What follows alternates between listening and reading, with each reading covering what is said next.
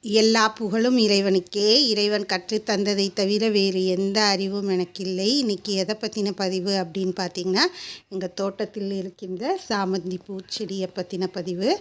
பாருங்கள் எவ்வளோ அழகாக மொட்டு பூ எல்லாம் எப்படி இருக்குன்னு.